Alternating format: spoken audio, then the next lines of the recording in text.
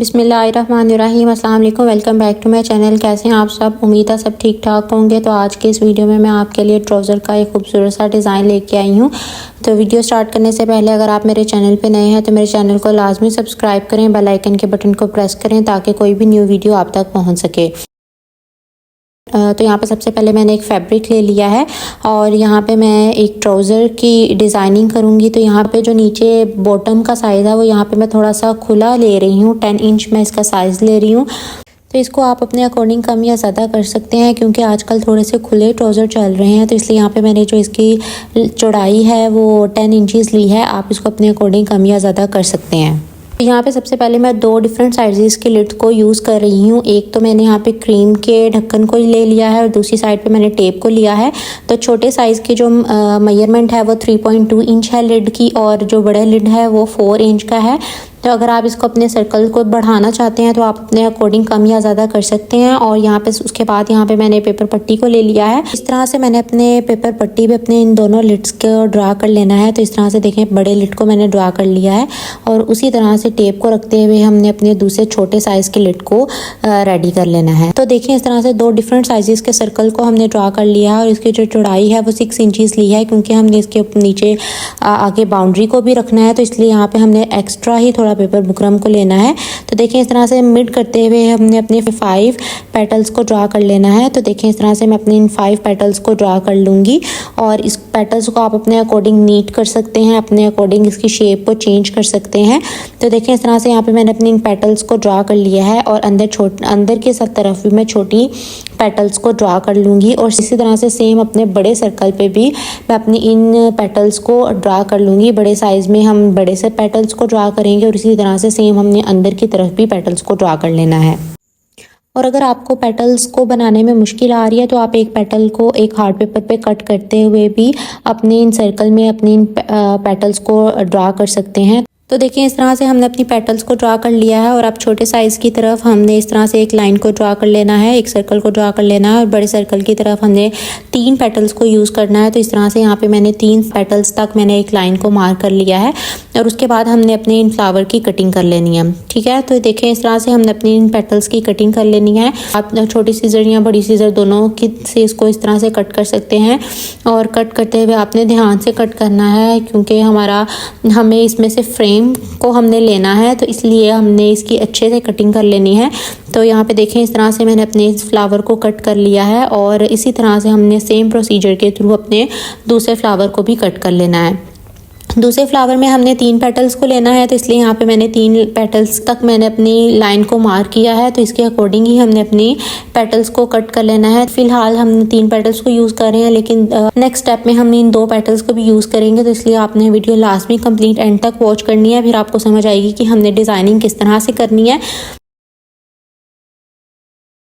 तो इस तरह से देखिए मैंने अपने दोनों फ्रेम्स को कट कर लिया और इस तरह से हमें ये अपने फ्रेम मिल गए हैं और अब हमने अपने इन फ्रेम्स को अपने फैब्रिक पे अटैच करना है। तो दरमियान करते हुए अपने फैब्रिक का हमने इनको आयरन कर लेना है। तो देखें इस तरह से मैंने इसको आयरन कर लिया है और अब हमने इसकी अंदर की तरफ से कटिंग कर लेनी है। तो देखें इस तरह से यहाँ पे मैंने अपने फैब्रिक को अंदर की तरफ से कट कर लिया है और डीप कट हमने लाजमी लगाने हैं। डीप कट लगाएंगे तो हमारे डिज़ाइन की अच्छी लुक आएगी, अच्छे से हमारे फ्लावर्स की बाउंड्री बनेगी। तो इसलिए हमने डीप कट लाजमी लगाने हैं। डीप कट से ही हमारे सब डिज़ाइनिंग कंप्लीट होगी। तो यहाँ पे देखें ग्लू स्टिक की मदद से हमने अपने इन फ्लावर्स को फोल्ड करना है। तो देखें जो हमने कट लगाए थे इन कट की मदद से हमारी डिज़ाइनिंग अच्छे से सेट होती जाएगी। तो देखें इस तरह से यहाँ पे मैं ग्लू स्टिक की मदद से इसको सेट कर रही हूँ और साथ में इसको अच्छे से आयरन भी कर रही हूँ ताकि मेरा डिज़ाइन अच्छे से सिक्योर हो जाए। तो इसलिए यहाँ पे मैं इसको आयरन कर रही हूँ। इसी तरह से सेम प्रोसेस को हमने रिपीट करना है और अपनी पूरी पेटल्स को सेट कर लेना है। तो देखें इस तरह से यहाँ पे मैंने अपने इस डिज़ाइन के नीचे वाले डिज़ाइन को कंप्लीट कर लिया है और इसको आयरन कर रही हूँ ताकि मेरा डिज़ाइन अच्छे से सेट हो जाए। तो देखिए इस तरह से ये मेरा डिज़ाइन कंप्लीट हो गया है और अब मैं ऊपर की साइड पे भी सेम उसी तरह से अपनी ग्लू स्टिक की मदद से अपने इस डिज़ाइन को सेट कर लूँगी। तो अगर आपको मेरी वीडियो पसंद आ रही है तो मेरी वीडियो को लाजमी लाइक करें। आपने कोई भी पार्ट को स्किप नहीं करना वरना आपको समझ नहीं आएगी कि मैंने किस तरह से अपने इस डिज़ाइन को कंप्लीट किया है। तो आपने बिल्कुल भी वीडियो आगे करके भी नहीं देखनी, आपने कंप्लीट स्टेप्स को फॉलो करना है, तभी आप अपने इस डिज़ाइन को बना सकेंगे। तो देखें इस तरह से यहाँ पे मैंने अपनी फ्रेम को कंप्लीट कर लिया है, अपने फ्लावर के दोनों पैटर्न्स को सेट कर लिया है और अब मैं आयरन की मदद से इनको सेट कर लिया है। तो यहाँ पे देखें इस तरह से मेरा ये डिज़ाइन ऑलमोस्ट रेडी हो गया है और अब मैं नीचे की तरफ अपने बाउंड्री को नीट कर लूँगी। तो देखें इस तरह से ग्लू स्टिक की मदद से यहाँ पे मैं इसको भी सेट कर लूँगी। तो दोनों साइड पे मैं ग्लू स्टिक की मदद से इसको सेट कर रही हूँ और आयरन की मदद से मैंने इसको अच्छे से सेट कर लिया है। तो स्टार्टिंग में इसलिए हमने अपने फैब्रिक को थोड़ा सा छोड़ा था ताकि हम बाद में अपने इस एजिस को नीट कर लें, नीचे की किनारी को फोल्ड कर लें। उसके बाद यहाँ पे मैं टिश्यू पैच को यूज़ कर रही हूँ, ट्रांसपेरेंट यहाँ पे मैं टिश्यू पैच यूज़ कर रही हूँ। अगर आपने इसको सी थ्रू नहीं रखना तो आप यहाँ पे फैब्रिक भी लगा सकते हैं, या आपके चॉइस के अकॉर्डिंग है। तो उसके बाद यहाँ पे मैंने अपना जो फ्लावर पहले 3 पेटल्स ली थी, उसकी अब मैं यहाँ पे 2 पेटल्स को लेते हुए अपने इस डिज़ाइन को कंप्लीट करूँगी, क्योंकि हमने जो नीचे वाला डिज़ाइन है वो थोड़ा सा बढ़ा के लगाना है। तो ये देखें इस तरह से हमने अपने पेज पे ड्रा कर लिया है और अब हम इसको पेज को अपने फैब्रिक के साथ अटैच कर लेंगे। देखिए इस तरह से हमने अपने डिज़ाइन को सेट कर लिया है, पेज के साथ हमने अपने डिज़ाइन को सेट कर लिया है और अब हमने इसकी किनारी पे सिलाई लगानी है।